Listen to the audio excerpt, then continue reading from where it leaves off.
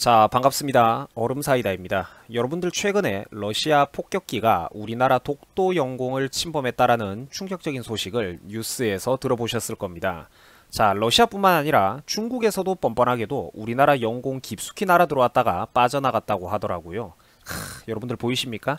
이게 바로 국제사회의 무서움, 냉엄한 현실이라는 겁니다. 평화가 이제 너무 오래 지속되다 보니까 약간 현실 감각이 없는 국민들이 요즘 많이 보이는데, 국제사회는 정말로 한 발자국만 밖으로 나가보면 살벌하다는 겁니다.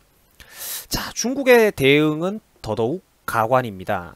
중국 측에서는 오히려 비행의 자유가 있다라면서 큰 소리를 치더라고요. 이제 방귀 낀 놈이 성을 내는 겁니다. 자, 방공식별구역은 영공이 아니다.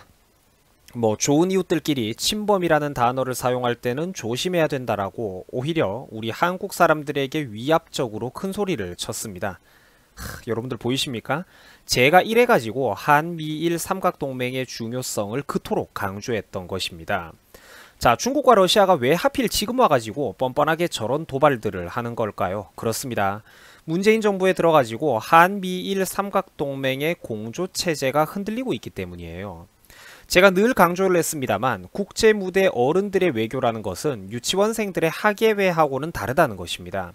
목에 꼿꼿하게 힘을 주고 어디 삼류 드라마 퓨전 사극에서나 먹힐 법한 오글거리는 대사 몇 마디를 한다고 해서 국익이 보장되고 국격이 올라가는 게 절대로 아니라는 겁니다. 자, 당당한 외교를 하면 나라가 망하기라도 하느냐는 이 무책임한 운동권 출신의 어른 아이놈을 한번 보세요. 운동권 이상주의자들의 머리 수준을 여실하게 보여주는 발언입니다. 얘네들은 아직까지도 80년대 운동권 대학생 시절에 그때 그 수준에 그대로 머물러 있다는 거예요.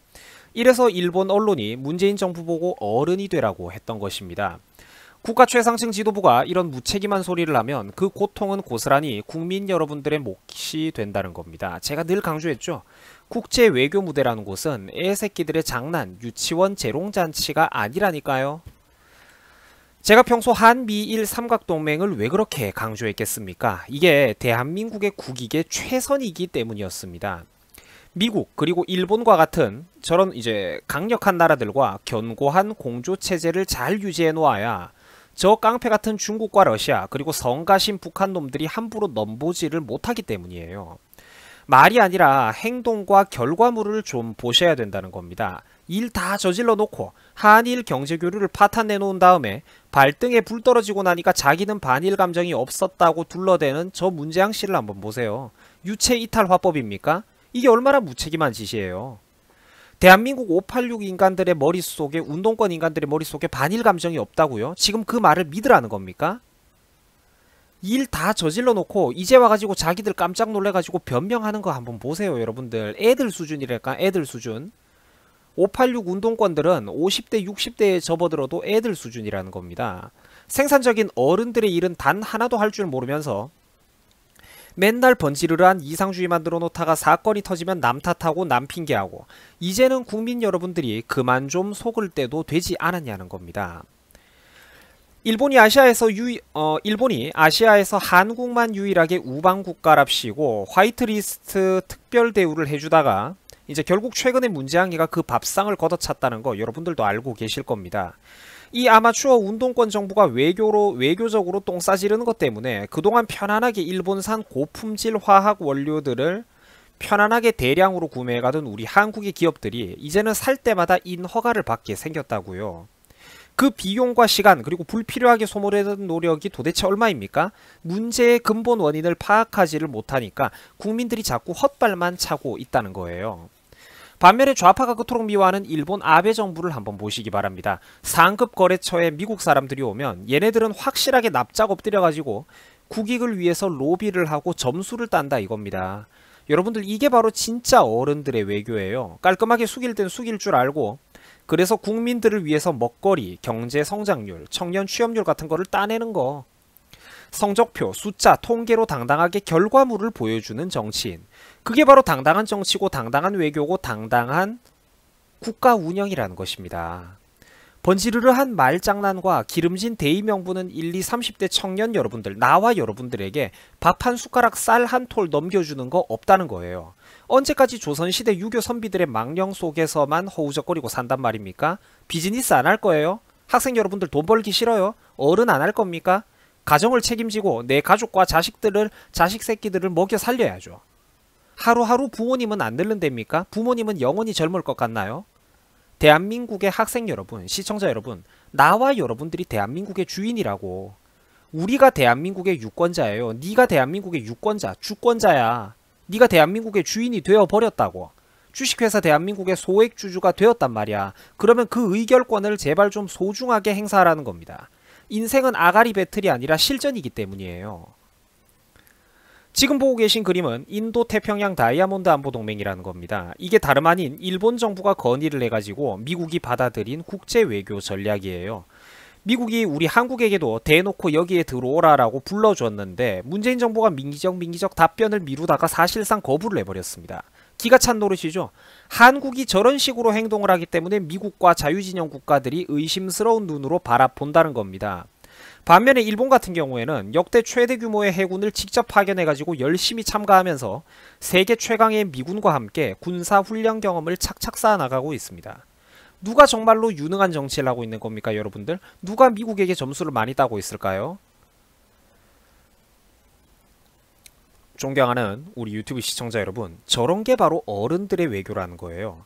입으로만 조잘조잘 번지르르하게 중고등학생들 어디 토론대회 나가가지고 말하는 그런 수준 말고 실질적인 성과와 결과물을 따내는 게 중요하단 말입니다. 어른들은 그렇게 살아야 되는 거예요.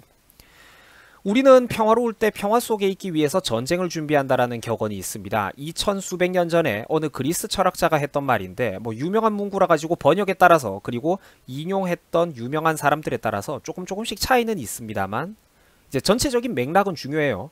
평화로울 때 전쟁을 준비한다. 유명한 말입니다. 그 이제 누가 했던 간에 말 자체는 참 좋은 말이죠.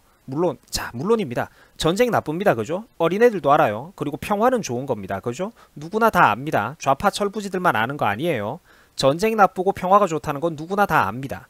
그런데 바로 그 무섭고 살벌한 전쟁을 실질적으로 어른스럽게 막아내고 구체적으로 피하기 위한 방법론으로서 우리가 동맹을 만들고 친구를 만들어 둬야 된다는 겁니다. 지금 대한민국은 외교적으로 고립되고 있잖아요. 이걸 모르면 대화가 안 되지, 서로 수준이. 영화 300에 보면 스파르타의 왕이 전쟁터로 떠나기 전에 어린 아들을 훈련시키면서 하는 말이 나옵니다. 지금 땀을 흘려두는 만큼 전장에서 피를 덜 흘리게 될 것이다 라는 말이 있습니다. 뭐 사실 영화 대사가 아니라도 유명한 말이죠. 이것도 서구권에서 유명한 말이에요. 자, 좋은 말입니다. 그죠? 현 시대에서도 똑같이 적용이 됩니다. 다만 시대가 흘렀으니까 이제는 육체적인 훈련뿐만 아니라 외교에서도 열심히 땀방울을 좀 흘려두자는 거예요. 이제 자주국방이라는 말장난에 속아 넘어가시면 큰일 난다는 겁니다. 우리보다 훨씬 돈 많고 국력도 강력한 유럽의 선진국과 일본 같은 빵빵한 나라들이 왜 미국과 친하게 지내겠습니까? 그게 한국 정치인들보다 멍청하고 무능해서 미국과 친하게 지내는 걸까요? 그게 아니라는 거죠. 세계 최강대국인 미국은 힘이 모자라가지고 지구 도처에 우방 국가들과 친구들을 만들어 둔단 말입니까? 잘 생각해 보라는 거죠. 내가 아무리 힘이 세고 노력한다고 해도 그와는 별개로 든든한 친구들은 많으면 많을수록 좋다는 겁니다. 미국 같은 나라들도 우방국을 만들고 있고 영국, 프랑스, 독일, 일본 같은 나라들도 미국과 친하게 지내면서 우방국을 만들고 있는데 자주국방이라뇨. 한국도 똑같다니까요. 자유진영 국가 친구들과의 연대체제가 흔들리니까 지금 러시아 폭격기가 넘어오고 중국 비행기가 한국으로 넘어온다는 것입니다. 자, 문재인 씨가 당선되는 걸 보면서 갑자기 강대국이 되어버렸다라는 유명한 인터넷 게시물입니다. 갑자기 강대국이 되어버렸다. 유명한 게시물이죠. 여러분들 이런 사람들 때문에 우리나라가 앞으로 나아가지를 못하는 겁니다. 대한민국에 정말 아직까지도 똑똑하고 애국심 투철한 좋은 인재들이 많은데 이런 사람들이 정말로 지가 젖먹던 힘까지 다해가지고 대한민국의 수레바퀴를 뒤로 잡아당기고 있다는 걸 본인들은 모른다는 거예요. 자, 그러니까 머리끄댕이를 붙잡고 캐리를 하고 싶은데 애가 가발을 쓰고 있는 거예요. 멱살 캐리를 당겨주고 싶은데 애가 옷을 가위로 잘라버렸어. 그마 챌린저 성님들이 제발 좀 버스에 얻어 타라고 사정을 하는데 애가 창문을 열고 달리는 버스에서 창밖으로 뛰어내려 버리는 겁니다. 답이 없다는 거예요. 답이. 사람 새끼가 아닌 애들은 프로게이머가 찾아와도 답이 없다고요. 우리도 여러분들 이제는 좀 정신 차릴 때가 됐다는 겁니다. 한번 보세요. 북한이 한국이 보내주는 쌀을 안 받겠다라고 큰 소리를 치고 있습니다. 왜? 한미연합훈련하는 거 불쾌하고 고깝대요. 그러니까 한미연합훈련하는 거 기분 나쁘기 때문에 남한이 쌀 주는 거 못 받겠다라고 북한이 큰 소리를 치고 있다는 겁니다. 기가 차지 않습니까? 선물을 주면서도 군소리를 듣는 거예요. 북한에서 또 저렇게 강하게 나오면 586 운동권 주사파 정부 애들 또 어쩌겠습니까? 그래 받기 싫으면 때려치워라 이럴까요? 아니죠. 쩔쩔매면서 제발 좀 우리가 보내는 쌀 좀 받아주세요. 대한민국 국민들의 혈세 제발 좀 받아주세요라고 벌벌 빈다고 얘들이. 얼마나 안타깝습니까 이게? 그리고 이런 꼬라지들을 보면서도 지지하는 분들은 도대체 뭡니까? 쌀 5만 톤을 차라리 우리가 미국이나 일본에 기증한다라고 한번 생각을 해보세요. 훨씬 국익에 이득이 된다는 겁니다. 이런 호의가 쌓이고 쌓이면 미국이나 일본 같은 나라들은 나중에 몇 배의 대가로 돌려준다니까. 문재인이 지금 당장 일본 정부에게 일본 안에 있는 어려운 사람들을 위해서 써달라면서 쌀 5만 톤을 외교적으로 선물한다고 생각해보세요.